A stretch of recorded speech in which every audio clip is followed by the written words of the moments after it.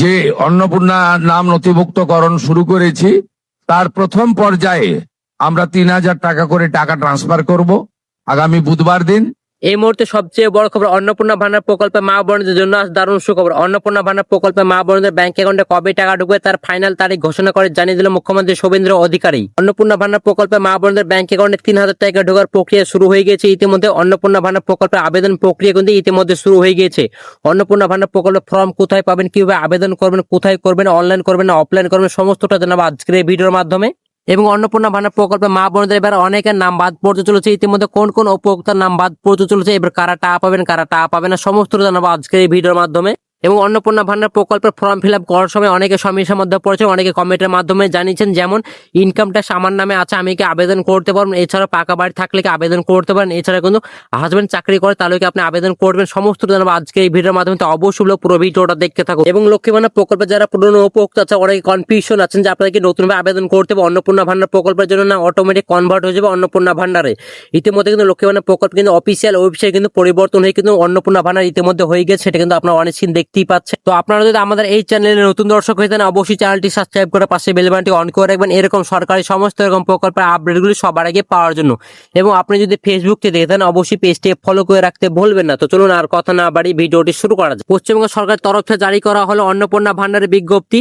জানানো হয়েছে ৪ জুন থেকে টাকা ঢোকা শুরু হয়ে যাবে। মুখ্যমন্ত্রী শুভেন্দু অধিকারী জানিয়ে দিয়েছে অন্নপূর্ণা যোজনা নামের এই প্রকল্পের মাধ্যমে রাজ্যের মহিলারা প্রতি মাসে ৩,০০০ টাকা করে দেওয়া হবে। রাজ্য সরকারের তরফ থেকে বিজ্ঞপ্তিতে জানানো হয়েছে আগের যাদের লক্ষ্মী ভান্ডার ছিল তাদের কিন্তু সেই সব প্রকার লক্ষ্মী ভান্ডার প্রকল্পের থেকে কিন্তু এবার অন্নপূর্ণা ভান্ডারে কিন্তু আবেদন করতে হবে। এছাড়া কিন্তু নতুন ভাবে আপনারা অন্নপূর্ণা ভান্ডারে কিন্তু আবেদন করতে হবে, সেটা বলা হয়েছে, সরাসরি কিন্তু বলা হয়েছে মুখ্যমন্ত্রী শুভেন্দু অধিকারীকে, তিনি কিন্তু নিজেই বলে দিয়েছে এবার কিন্তু আপনাদেরকে কিন্তু আবার যারা লক্ষ্মী ভান্ডার প্রকল্পের পুরনো উপভোক্তা তাদের কিন্তু নতুনভাবে আবেদন করতে হবে, এবং যারা নতুনভাবে আবেদন করতে চাচ্ছেন তারা কিন্তু নতুনভাবে আবেদন করতে পারেন, সেটা কিন্তু সরাসরি বলে দেওয়া হয়েছে। এবার কিন্তু আপনারা অনেকে হয়তো ভাবছেন যে যাদের লক্ষ্মী ভান্ডার প্রকল্পে ছিল তাদের কিন্তু অটোমেটিক হয়তো অন্নপূর্ণা ভান্ডার কনভার্ট হয়ে যাবে, তারপর ব্যাংক অ্যাকাউন্টে টাকা ঢুকবে, সেটা কিন্তু আর হচ্ছে না।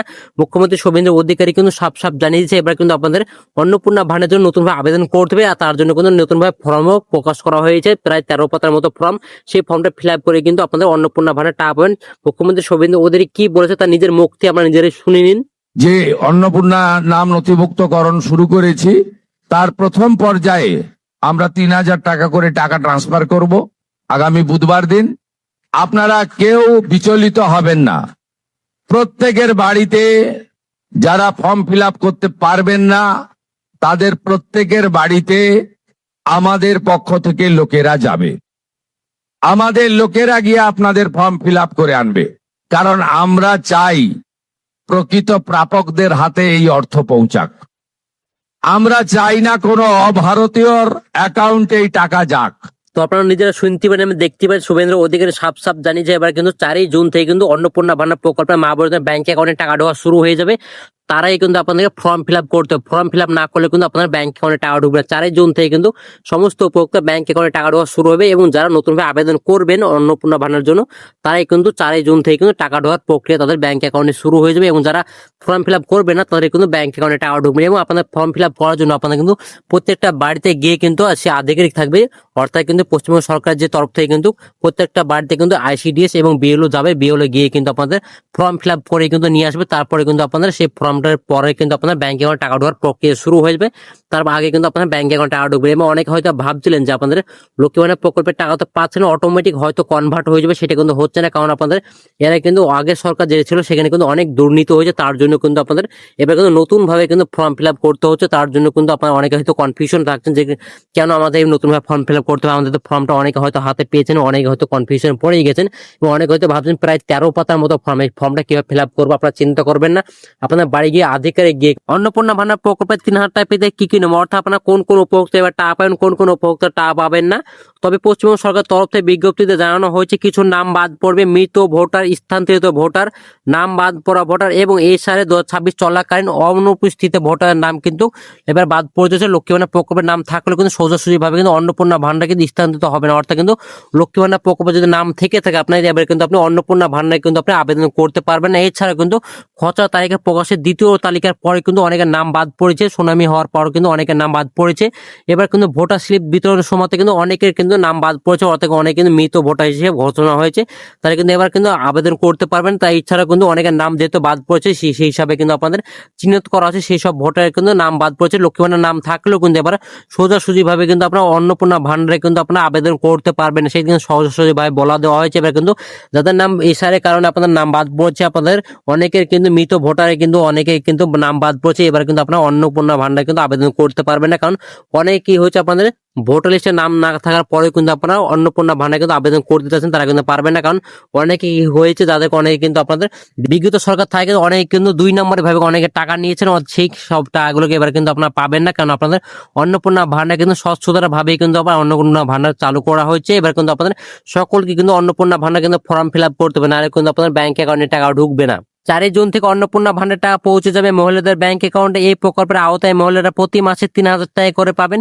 শনিবার নবান্নের দলের নতুন বিধায়কদের নিয়ে বৈঠক করে মুখ্যমন্ত্রী শুভেন্দু অধিকারী সেই বৈঠকে কোনো এক দলীয় বিধায়ক প্রশ্ন উত্তরে শুভেন্দু সাফ জানান, এছাড়া কিন্তু কয়েকটি বিষয় নিয়ে কিন্তু বিধায়কদের নিয়ে করার নির্দেশ দিয়ে দিয়েছে ইতিমধ্যে। এবার কিন্তু অন্নপূর্ণা ভান্ডার টাকা কিন্তু 3,000 টাকা ব্যাংক অ্যাকাউন্টে খুব শীঘ্রই ঢুকতে, 4 জুন থেকে কিন্তু আপনাদের ব্যাংক অ্যাকাউন্টে টাকা ঢুকতে চলেছে।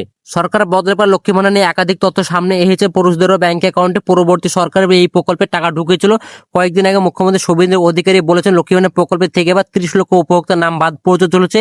সেই কারণে কিন্তু আপনাদের কিন্তু নতুন ভাবে কিন্তু অন্নপূর্ণা ভান্ডার কিন্তু ফর্ম ফিল আপ করতে হবে, সেটা কিন্তু মুখ্যমন্ত্রী সব জানিয়ে দিয়েছে। এবার হচ্ছে অন্নপূর্ণা ভান্ডার প্রকল্পে আবেদন করার সময় তো অনেকে সমস্যার মধ্যে পড়ছেন, ফর্ম ফিল আপ করার সময় তো অনেকে কিন্তু সমস্যার মধ্যে দেখা গিয়েছে। কারণ আপনাদের অনেক কমেন্টের মাধ্যমে জানাচ্ছেন যে পাকা বাড়ি থাকলে কি আপনি অন্নপূর্ণা ভান্ডার প্রকল্পে আবেদন করতে পারবেন, আপনার হাজবেন্ড চাকরি করে তাহলে কি আপনি আবেদন করতে পারবেন, আপনার ইনকাম ট্যাক্স আপনার নামে আছে তাহলে কি আপনি আবেদন করবেন। এটা নিয়ে কিন্তু অনেক কমেন্টের মাধ্যমে জানাচ্ছেন। এছাড়া কিন্তু আরো নানান প্রশ্ন আছে, সবাইকে কিন্তু আপনারা অনেক কমেন্টের মাধ্যমে জানাচ্ছেন। প্রথমে আপনাকে বলে দেবো, আমাদেরকে প্রথমে কমেন্ট করে জানিয়েছেন কোয়েল সেন, তিনি বলেছেন ইনকাম ট্যাক্স আমার নামে আছে, আমি কিছু করি না, আমি জবের জন্য ট্রাই করছি, আমি প্রতিবন্ধী, ইনকাম ট্যাক্স আমার বাবা পে করে, আমি কিছু করি না। তিনি কিন্তু বলতে চেয়েছে ওনার নামে কিন্তু ইনকাম ট্যাক্সের ফাইল করা আছে, উনি কিছু করেন, ওনার বাবা কিন্তু একটা বিজনেস চালায়, সেই বিজনেস পারপাসে কিন্তু ওনার বাবা সে ট্যাক্সটা সরকার অর্থাৎ সরকার কিন্তু পেমেন্টটা করে, অর্থাৎ ট্যাক্সটা দেয়, তিনি কিন্তু কিছু করেন না। সেটা কিন্তু তিনি বলতে চাইছেন। আপনাকে অবশ্যই বলে রাখবো, আপনার বাবা ঠিকই ব্যবসা করছে, কিন্তু ব্যবসা কিন্তু আপনার নামে হচ্ছে, কারণ আপনার নামে আপনার আধার কার্ড, আপনার প্যান কার্ড দিয়ে যেহেতু আপনার ট্যাক্স পেমেন্ট করছেন, তার জন্য আপনার নামে কিন্তু ধরা হবে। অবশ্যই আপনাকে এটাকে দুটো ক্রাইটেরিয়ার মধ্যে কিন্তু আপনার অন্নপূর্ণা ভান্ডার প্রকল্পে আবেদন করতে পারেন। 1 নম্বর ক্রাইটেরিয়া হচ্ছে আপনার ইনকাম ট্যাক্স যেহেতু আপনার নামে করা আছে, আপনি এখানে আপনাকে দেখতে হবে আপনার যদি বছর অর্থাৎ ইয়ারলি যদি 4 লাখের নিচে যদি আপনার ইনকাম থাকে, তাহলে কিন্তু আপনার বিজনেসে যদি আপনার ইনকাম করে থাকেন, তাহলে কিন্তু আপনি অন্নপূর্ণা ভান্ডারের জন্য আবেদন করতে পারেন। এবং আপনার যদি 4 লাখের ওপর হয়ে যায়, আপনার যদি আপনার 12 লাখ টাকা অবধি হয়ে যায়, তাহলে কিন্তু আপনি আবেদন করতে পারবেন না। 12 লাখের ওপর যত যাবে তাহলে কিন্তু আপনি আবেদন করবেন। ইয়ারলি আমি বলছি 1 বছরের মধ্যে আপনার বিজনেস টার্নওভার যদি আপনার 12 লক্ষের ওপর হয়, তাহলে কিন্তু আপনি তো আবেদন করতে পারছেন না একদমই। এবং যদি আপনার 4 লাখের নিচে হয়, 4 লাখের ওপর হলে কিন্তু আপনি আবেদন করতে পারেন। তবে আপনি আবেদন করে দেখতে পারেন, যদি আপনার 4 লাখের নিচে হয়, আপনি যে 4 লাখের নিচে আপনার যদি ব্যবসা যে টার্নওভার হয়, তাহলে কিন্তু আপনি আবেদন করতে পারেন, কোনো রকম অসুবিধা হবে না। আপনি অন্নপূর্ণা ভান্ডারের জন্য আপনি টাকা পাবেন, কোনো রকম অসুবিধা হবে না। এছাড়া কিন্তু অনেক কমেন্টের মাধ্যমে যাচ্ছে আমার পাকা বাড়ি আছে, আমি কি আবেদন করতে পারবো। পাকা বাড়িটা হচ্ছে কি জন্য চাইছে সরকার, এই সরকার যেহেতু আপনাদের অনেকে হয়তো কনফিউশন থেকে যাচ্ছেন যে আপনার 12 পাতা কেন, অর্থাৎ 12 পাতা বা 13 পাতা কেন আপনাদের ফর্ম ফিল আপ করতে হচ্ছে। আপনারা অবশ্যই বলবো, আপনাদের এখানে কিন্তু ফর্মে উল্লেখ করা আছে, আপনার যদি পাকা বাড়ি থেকে আপনার যদি 3টের অধিক যদি আপনার রুম থেকে, আপনার বসত করার যে রুম, সেই 3টের উপর যদি আপনার থেকে থাকে, তাহলে আপনাকে টিক চিহ্ন করতে হবে। এবার 3টের নিচে থাকে, তাহলে কিন্তু আপনার টিক চিহ্ন করতে হবে। কারণ এটা বলা হচ্ছে আপনার কিন্তু, এছাড়া কিন্তু সরকার এই প্রকল্পের মাধ্যমে যে আদার্স যে আপনার সমস্ত রকম ডেটাগুলো নিয়ে যাচ্ছে, কারণ এর পরবর্তী যেসব প্রকল্পগুলো আসবে, সেই সব প্রকল্পের জন্য এই ডাটাগুলো নিয়ে কিন্তু সেই সব প্রকল্পে কিন্তু কনভার্ট করা হবে, অর্থাৎ সেই সব প্রকল্পের জন্য কিন্তু আপনার ডাটাগুলো নেওয়া হবে। ধরেন আপনার পাকা বাড়ি আছে, আপনি অন্নপূর্ণা ভান্ডারে আবেদন করুন, আপনার বললেন আপনার বাড়িতে 1টা বা 2টো পাকা ঘর আছে, তাহলে কিন্তু আপনার পরবর্তীতে আপনি আবাস যোজনার জন্য কিন্তু আবেদন করতে পারবেন। কারণ আপনি এখানে যদি আপনি বলে দিচ্ছেন সরকার যে আমার পাকা বাড়ি আছে, তার জন্য কিন্তু আপনি যে পরবর্তী যদি আপনি পাকা বাড়ির জন্য আবেদন করতে চান সরকার, তাহলে কিন্তু সরকার এখানে দেখে নেবে যে আপনার পাকা বাড়ি আছে কিনা। সেই কারণে কিন্তু আপনাদেরকে এটা কিন্তু যাচাই বাছাই করা হচ্ছে। এছাড়া কিন্তু অনেকে কমেন্টের মাধ্যমে জানিয়েছেন আপনার হাজবেন্ড চাকরি করেন, তাহলে আপনি আবেদন করতে পারবেন কি, এটা নিয়ে কিন্তু বলা হয়েছে। এটা নিয়ে কিন্তু এমন স্পষ্টভাবে বলা হয়নি, তবে আপনার যদি হাজবেন্ড চাকরি করে তাহলে কিন্তু আপনি পাবেন না, সেটা কিন্তু বোঝা যাচ্ছে। কারণ এখন সরকার চাইছে সাফ কিন্তু বলে দিচ্ছে যারা পাওয়ার উপযুক্ত তারাই কিন্তু এবার অন্নপূর্ণা ভান্ডার প্রকল্পের টাকা পাবে, সেটা কিন্তু সরকার কিন্তু সাফ জানিয়ে দিচ্ছে। তো অবশ্যই বলে আপনারা বুঝতে পেরেছেন। এই নিয়ে কিন্তু অনেক কমেন্টের মাধ্যমে জানছো। তো আজকের এই ভিডিও ছিল এই পর্যন্ত। ভিডিওটা যদি ভালো লেগে থাকে অবশ্যই লাইক করে দিন, বন্ধুদেরকে শেয়ার করে দিন, আর অবশ্যই চ্যানেলটি সাবস্ক্রাইব করে পাশে বেল বাটনটি অন করে রাখবেন। এরকম সরকারি সমস্ত রকম প্রকল্পের আপডেটগুলি সবার আগে